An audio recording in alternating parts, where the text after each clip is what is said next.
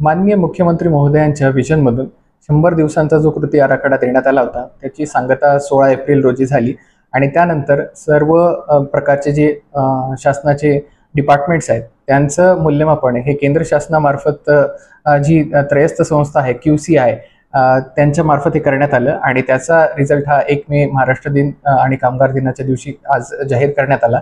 त्यामध्ये जिल्हा परिषद कॅटेगरीमध्ये ठाणे जिल्हा परिषदेला प्रथम मानांकन मिळालेलं आहे। तर यामध्ये जवळपास 10 मुद्द्यांबाबत आणि त्यामधील 37 बाबींबाबत मूल्यमापन करण्यात आले होते। त्यामध्ये विविध मुद्द्यांचा समावेश होता। या सर्वच मुद्द्यांमध्ये 100 मार्काचं जे गुणांकन होतं त्यामध्ये जिल्हा परिषदेमार्फत उत्कृष्ट कामगिरी करण्याचा प्रयत्न करण्यात आला। त्यामध्ये नागरिकांना देण्यात येणाऱ्या सुविधा असतील, वेबसाईट असेल, कार्यालयातील स्वच्छता असेल, त्याच्यानंतर वेबसाईटचं किंवा आपल्या सर्व नस्त्यांचं निंदणीकरण असेल, या सर्व बाबतींमध्ये उत्कृष्ट कामगिरी करण्याचा प्रयत्न करण्यात आला। कर्मचाऱ्यांना AIचं प्रशिक्षण देण्यात आलं, ग्रीव्हन्स रिट्रेसल करण्यात आलं, सुकर जीवनमान करण्यासाठी देखील प्रयत्न करण्यात आले आणि येणाऱ्या नागरिकाला एक उत्कृष्ट सुविधा कशी उपलब्ध करून देता येईल यासाठी मोठ्या प्रमाणावरती प्रयत्न करण्यात आले।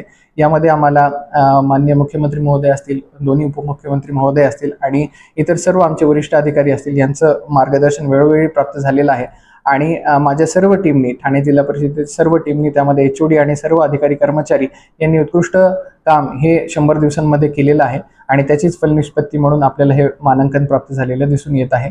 अशाच प्रकारचं काम हे नागरिकांसाठी एक लोकाभिमुख प्रशासन, गतिमान प्रशासन आणि पारदर्शक प्रशासन हे कसं देता येईल यासाठी हा 100 दिवसाच्या आराखड्यामध्ये आम्हाला जी मिळालेली दिशा आहे याच दिशेने आम्ही इथून पुढेही काम करू आणि नागरिकांना आणखी जास्त सुविधा या जिल्हा परिषदेमार्फत देता येतील याबाबत आम्ही नेहमीच प्रयत्नशील राहू। धन्यवाद। दिवसाच्या कार्यक्रमांमध्ये नागरिकांना सर्व सुविधा ह्या आणखी चांगल्या पद्धतीने देण्यासाठी जिल्हा परिषदेमार्फत राबवण्यात येणाऱ्या सर्व स्कीम्सचे हे ऑनलाईन अर्ज प्राप्त करून घेण्यासाठी पोर्टल विकसित करण्यात आले।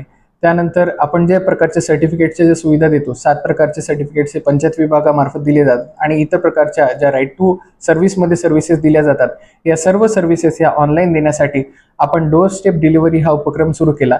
यामध्ये नागरिक त्या पोर्टलवरती जाऊन अपॉइंटमेंट बुक करू शकतात। ठरलेल्या वेळी आपले सरकार सेवा केंद्रामधील व्यक्ती त्या नागरिकाच्या घरी जाऊन सर्व डॉक्युमेंट स्कॅन करून अपलोड करून सर्टिफिकेट तयार झाल्याच्या नंतर परत ते डोअर स्टेप डिलिव्हरीच्या माध्यमातून त्यांच्या घरापर्यंत पोहोच करण्याचं काम आम्ही करत आहोत। त्यामध्ये मागील 20 दिवसांमध्ये 3000 पेक्षा जास्त सर्टिफिकेट्स देण्याचं काम आपण केलेलं आहे।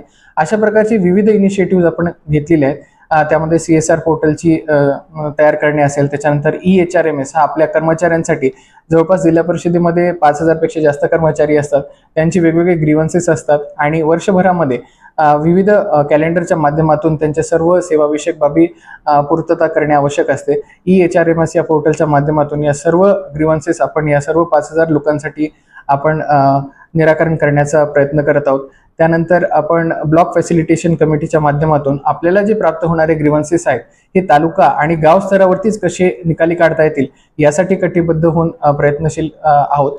या सर्वांचा